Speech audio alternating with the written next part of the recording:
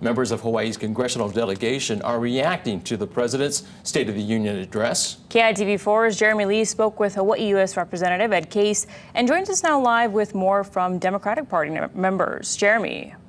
Mika and Rick, President Biden naturally faced opposition and criticism from the Republican response, and even for the first time, the progressive wing of the Democratic Party issued a response focused on the Build Back Better plan and its failure thus far to move forward.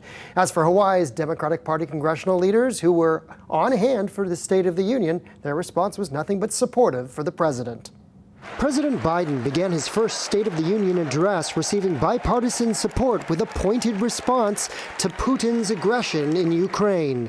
We're choking Russia's access to technology that will sap its economic strength and weaken its military for years to come. I felt that I was in a chamber among people that are responsible for leading our world during a very difficult time. He was at his finest in talking about the threat that Russia poses with its premeditated and unprovoked and outrageous invasion of Ukraine. Congressman Ed Case says it wasn't the only moment of unity, as addressing infrastructure in the U.S. did have some bipartisan support. Congressman Kahele touted Democratic leadership in his statement. He said, "We delivered $2.8 billion for the state of Hawaii through the Infrastructure Investment and Jobs Act, increased job growth at the fastest rate in U.S. history, and restored our nation's values." The night had its moments of division. Unlike the $2 trillion tax cut passed in the previous administration that benefited the top 1% of Americans, the American Rescue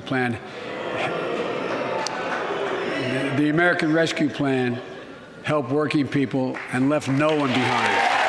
That act, which faced formidable GOP opposition, was fully supported by Democrats, including Senator Hirono, who said in her statement, "Tonight, President Biden made one thing clear. Democrats are working for the American people, and Republicans are working for corporations and special interests." Senator Schatz added, "The president's strong commitment to tackle the climate crisis remains encouraging.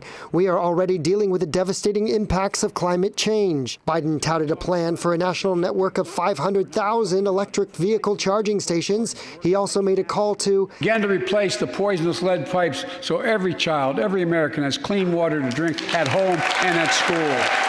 Representative Case says other communities across the country face similar environmental challenges, much like water contamination at Red Hill. And so it's really, frankly, a tragedy that they have become partisan issues where they should be treated in the same way and the same level of threat, if not greater, than Russia invading Ukraine.